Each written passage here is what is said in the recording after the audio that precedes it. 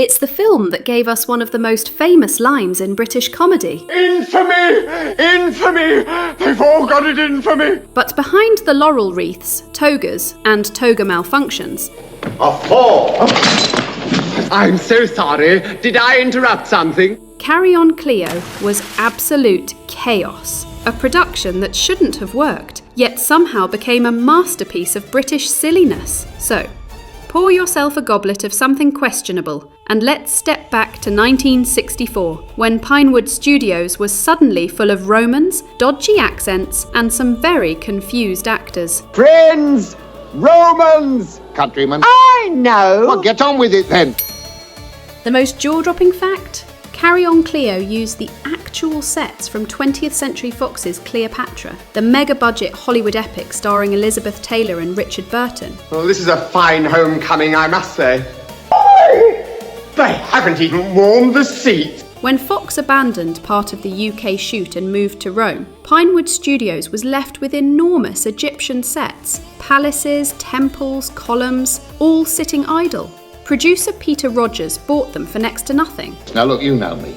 Did I ever bring you any rubbish? I only bring it at best, you know that. And suddenly Carry On Cleo looked like it had a £10 million budget, even though it cost about £200,000. As Kenneth Williams said, we looked like Hollywood until someone spoke. Are you really a Vestal Virgin? Oh, no. No, I'm a eunuch. Those leftover sets came with costumes too, but they weren't exactly designed for comedy. I'm Caesar's friend. That's what they all say. Come on, hand over your sword. Go and get... Cleopatra's gowns and Roman armour were heavy, expensive, and definitely not built for Sid James and Kenneth Connor pratfalls. I'll be back. Don't you worry. Give me strength. One designer recalled Sid James's costume splitting in all the wrong places during an early scene, and Kenneth Williams complaining that his armour chafed in a most delicate region. Still, the result was glorious. Low-budget comedy pretending to be high-budget history. Night. Good luck. What did you say, Julius? Good night. Good night. Amanda Barrie, who played Cleopatra, later admitted she thought she was completely wrong for the role. You recognized me. I have seen your bust. I wish I could say the same. She'd been cast straight from the stage musical Twang and expected to play a glamorous temptress. Instead, the script made Cleopatra ditzy, cheeky, and slightly daft. Get Caesar alone. Oh, that's what he's come for, money. Alone, on his Todd. Oh, you should have said. More like a 1960s nightclub hostess than a goddess. She said later, "I wanted to be Elizabeth Taylor and ended up sounding like Barbara Windsor." It turned out to be perfect. That blend of glamour and goofiness made her unforgettable. Ooh, you are better. Excuse me, I feel a bit faint.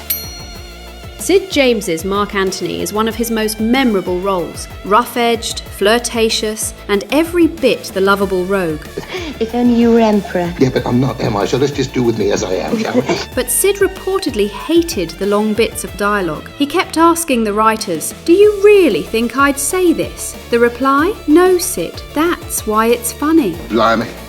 I wish you'd get out of that bath now and then. In the end, Sid delivered every line with that trademark chuckle and turned Mark Antony into a kind of Roman wide boy, half conqueror, half cockney. 160. What a liberty. All right, 160. Providing you throw her in. Only Sid James could make ancient history sound like a night out in Soho. What a handsome visitor. Oh, me!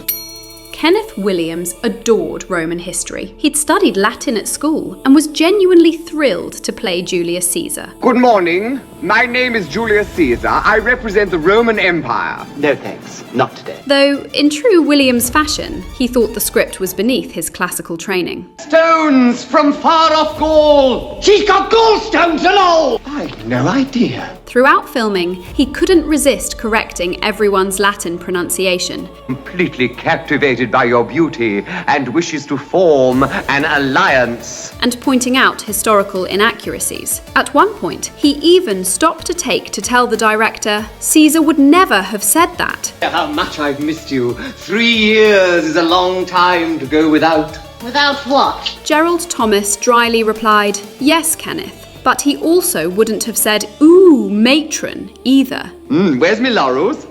Here they are, my lord. No, silly me. I've been resting on them. Williams was pedantic, yes, but his performance was flawless. That blend of pomp, precision, and pure camp turned Caesar into one of the funniest characters in Carry On history. Look at these lovely straight roads I built for them.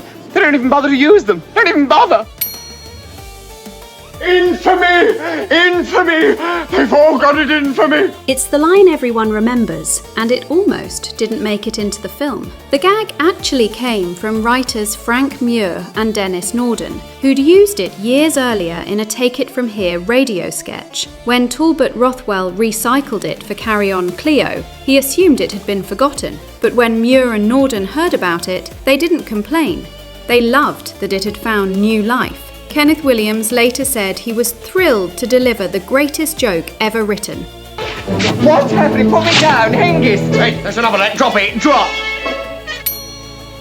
Even by Carry On standards, Cleo pushed the limits. Between the revealing costumes and double entendres about stiff spears and firm Roman discipline, Were the eunuchs on strike? Oh, don't say that. I want them to augur something really nice for me. the British Board of Film Censors nearly lost its toga. Several scenes were trimmed, including one where Sid James's toga accidentally slipped too far. Williams joked that the censor's scissors had more work than the editor. Still, the cheeky tone survived. It's naughty, not nasty, and that's why it's aged so well. Say, let's have a drink of that stuff yourself.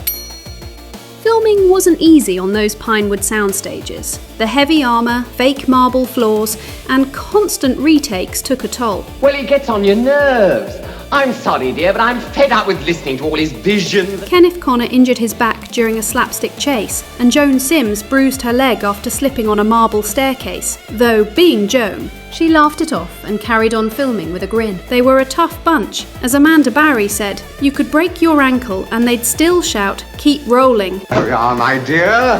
Oh, that's not part of you, is it? No.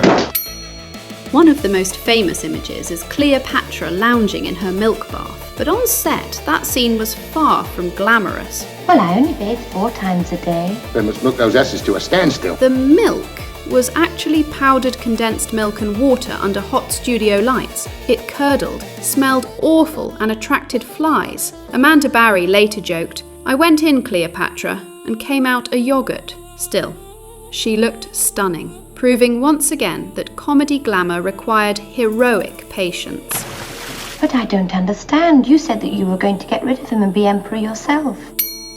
Carry On Cleo was a huge success at home, but also made waves abroad. The Americans loved it, particularly because of the massive sets and the parody of their own Cleopatra. Critics called it the funniest British film of the decade. Stop playing with your thing. Oh, I can't relax. What you need is a good stiff drink. No, thank you. I don't want one. For years, it was the go-to example of how British filmmakers could parody Hollywood with 1/10 of the budget and 10 times the wit. Muse that blights my life. Come, show your fearful haggish face. Yes? It even inspired later historical spoofs like Up Pompeii and Monty Python's Life of Brian. Carry On Cleo shouldn't have worked. It was made on borrowed sets with borrowed costumes by a gang of actors more used to seaside jokes than Shakespearean spectacle. But that's exactly why it worked. It's a parody that knows it's ridiculous. Wouldn't you like to come inside for a bit, darling? I might.